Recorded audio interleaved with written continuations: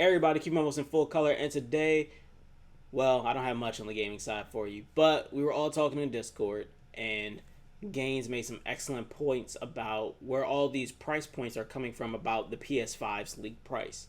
And in these excellent points, I just decided to take it, run with it, and make a video out of it. So I had to go to the history books. I had to look at the history of PlayStation. Now, I made a video before talking about the history of PlayStation, but that was just kind of more on the how it was birthed and all these things. I really didn't get into hardware and specs. So in this video, I'm going to just kind of lightly graze over the hardware and specs, but just give really key points and why I feel like all these really weird figures are just coming out all over the place. So with that being said, let's thank Gaines for this video, and let's get started. Now, we start with the PlayStation. We all know the PlayStation was birthed. Nintendo asked Sony, hey, make me a console. Sony makes console. Nintendo doesn't like console because it is CD-based. They did not want CD-based. They wanted cartridge-based.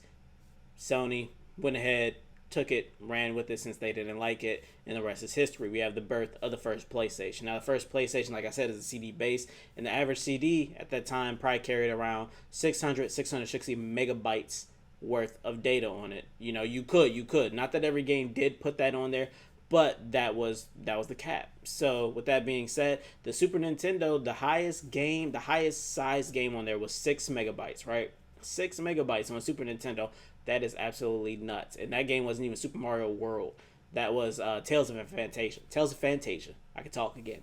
Tales of Fantasia is the highest game on the Super Nintendo, around 6 megs. Now, the N64 was 64 megabytes. And that was that. And you got games like Super Mario 64 out of that. So, really crazy what devs can do with space. But also, you know, this that's just on their end. Now, for Sony, we got games like Metal Gear Solid. We got the Tomb Raider, amazing. And now this all launched at $299, and in today's money it would be around $470. So about $470, you know, today with inflation and all that. So not a bad launch price at all, considering what it was, how new it was, and things that everyone got out of that. That was a really great time for me. I have like really great memories of just the original PlayStation. Now from there we went to the PS2 where things got even better, right?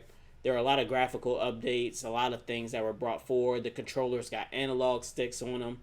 But what the PS2 really did that was crazy at that time was they put a DVD player in the PlayStation 2. Now, this is nuts because when this drops, the average DVD player costs anywhere between $500 and $2,000. The PS2 drops at $299. That's ridiculous because there's this kind of cutting edge tech that's dropping at the same time for 5 to 2. Like, DVD players are not I guess what would be considered, you know, inexpensive at that point in time. They weren't very, you know, just common at that point. So for a PlayStation 2 to drop multi-purpose, you could buy it just to have a DVD player. Amazing that, like I said, the analog sticks got the controllers got analog sticks on them. We're still wired in at this point, but we got a lot of great games out of that. We got games like, you know, Phantasy Star. We got games like Rogue Galaxy, Devil May Cry 2. I know everyone hates Devil May Cry 2, but we got a lot. All the Dragon Ball Z Budokai games. We got so many great games out of the PS2. It was a really awesome time for everything. And from there, you know, we begin. The average game size on there was roughly between with a DVD was roughly 1 to 2 gigs. Some games, now they could go to 9.4 gigs, and some games did take advantage of that higher cap, but not many like really went that high on it. But 1 to 2 gigabytes was about the average size of a PS2 game. Okay, so from there we got the PS3, and this is where things get real crazy, right? Now the PS2, you know, was great, and they made a lot of updates to the PS3. We got an HDMI port, we got USB ports, we got Ethernet cord that supported a gigabit. The PS2 did have an Ethernet port, but it only supported up to, I think, like 800 megs or something like that. But PS3 supported up to gigabit going into it. Not that when the PS3 launched, a gigabit was really available in commonplace. But key thing, Blu-ray. PS2 DVD, PS3 Blu-ray. Now we've gone even beyond that. However, the Blu-rays weren't as bad as the DVDs at this point in time at launch. So Blu-rays were anywhere between $250 and $1,000. Now there were some that were much more, but they seem to be, for like they served a different purpose. Like if you were ever having a movie entertainment center, so they were like some really high end Blu-ray players, but I didn't incorporate that price. So from what I found, 250 to 1,000, still not bad, not great, but not bad overall.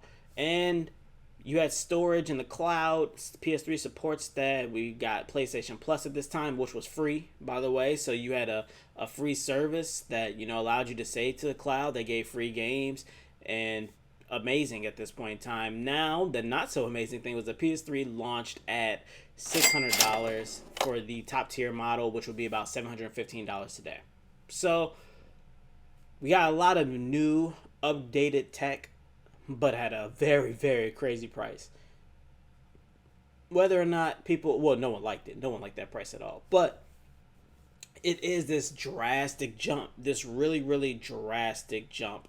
Also, there was no more need for memory cards at this time, and 320 gigabytes of internal storage. So just crazy jump in from the PS2 to the PS3 that we all saw. Wireless controllers, crazy jump. Rechargeable controllers, you don't need batteries either. Just a really, really, when you look at them side by side, it's like, yeah, this is a much needed, much appreciated jump. Price tag, not so much. But from there we go to the 4, and this is where things get interesting, and this is to what Gaines' point was in our conversation. Now the PS4 really didn't bring anything new to the table. Like I said, the PS1 CD-ROM, PS2 DVD, PS3 Blu-ray. I mean, these were all brand new things that, like I said, they did update other things in the line, but those all were kind of 3 brand new things, wireless controllers and all that using Bluetooth technology. Brand new. But the PS4 is where it gets weird because you really don't get anything brand new now.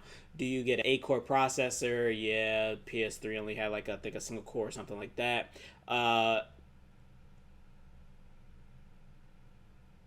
And that's it.